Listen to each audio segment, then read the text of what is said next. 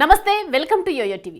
వచ్చే లోక్సభ ఎన్నికలే టార్గెట్ గా కాంగ్రెస్ పార్టీ దూకుడు పెంచింది. రాష్ట్రంలోని 17 పార్లమెంట్ స్థానాల్లో కనీసం 14 గెలవాలనే టార్గెట్ పెట్టుకున్న చేయి పార్టీ అభ్యర్థుల ప్రకటనపై వడివిడిగా అడుగులు వేస్తోంది. స్క్రీనింగ్ కమిటీ, సెలక్షన్ కమిటీ వంటి సంప్రదాయ పద్ధతులు ఏవీ పట్టించుకోకుండానే ఒక్కొక్క నియోజకవర్గానికి అభ్యర్థులను ప్రకటిస్తూ కొత్త విధానానికి తెరతీస్తోంది తెలంగాణ కాంగ్రెస్. ప్రజల సమక్షంలో పార్లమెంట్ అభ్యర్థులను ప్రకటించడం ద్వారా తమ అభ్యర్థులకు ప్రజా మద్దతు ఉందనే సంకేతాలు ఇస్తోంది కాంగ్రెస్ పార్టీ. ముఖ్యమంత్రి సొంత నియోజకవర్గం కొడంగల్ పరిధిలోని కోస్గిలో జరిగిన బహిరంగ సభలో మహబూబ్ నగర్ పార్లమెంట్ అభ్యర్థిగా చెల్లా వంశీచంద్ర రెడ్డిని ప్రకటించారు సీఎం రేవంత్ రెడ్డి. సహజంగా ఢిల్లీ వేదికగా కాంగ్రెస్ అభ్యర్థుల ప్రకటన ఉంటుంది. కానీ హైకమాండ్ నుంచి పూర్తి స్వేచ్ఛ తీసుకున్న ముఖ్యమంత్రి తనదైన స్టైల్లో అభ్యర్థులను నిర్ణయించడం ఆసక్తికరంగా మారింది. మహబూబ్ నగర్ ఎంపీ అభ్యర్థిగా వంశీచంద్ర రెడ్డి పేరును నేరుగా ప్రకటించిన సీఎం చేవెళ్ల జనజాతర సభలో చేవెళ్ల ఎంపీ అభ్యర్థిని పరోక్షంగా తెలియజేశారు. వికారాబాద్ జడ్పీ చైర్పర్సన్ సునీతా మహేందర్ రెడ్డి నియోజకవర్గ ప్రజలకు అందుబాటులో ఉంటారని చెప్పడం ద్వారా ఆమె వచ్చే ఎన్నికల్లో చేవెళ్ల నుంచి పోటీ చేస్తారని స్పష్టత ఇచ్చినట్లయింది.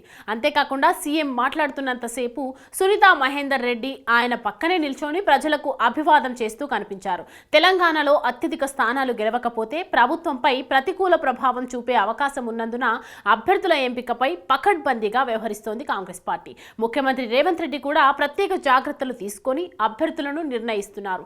పార్టీ బలంగా ఉన్న చోట ముందుగా అభ్యర్థులను ప్రకటించాలని భావిస్తున్నారు. అదే సమయంలో పార్టీ కాస్త బలహీనంగా ఉన్న చోట కొత్త వారిని పార్టీలోకి ఆహ్వానిస్తూ పార్టీని బలోపేతం చేస్తున్నారు. హైదరాబాద్ నగరానికి ఆనుకొని ఉన్న రంగారెడ్డి జిల్లాలో కాంగ్రెస్ పార్టీకి గత ఎన్నికల్లో సానుకూల ఫలితాలు రాలేదు. దీంతో రంగారెడ్డి జిల్లా పరిధిలోని చేవెళ్ల పార్లమెంటు నియోజకవర్గంపై ఫోకస్ పెట్టింది కాంగ్రెస్ పార్టీ. చేవెళ్లలో ఎట్టి పరిస్థితుల్లోనూ గెలవాలనే లక్ష్యంతో మాజీ మంత్రి మహేందర్ రెడ్డిని కాంగ్రెస్ లోకి చేర్చుకున్నారు. అదేవిధంగా మాజీ ఎమ్మెల్యే తీగల కృష్ణారెడ్డికి కాంగ్రెస్ కండువా కప్పారు. ఇలా బలమైన నేతలను పార్టీలోకి ఆకర్షిస్తున్న హస్తం పార్టీ పెద్దలు చేవెళ్లలో గెలుపు గుర్రంగా మహేందర్ రెడ్డి భార్య సునీతను బరిలోకి దింపాలని నిర్ణయించారు.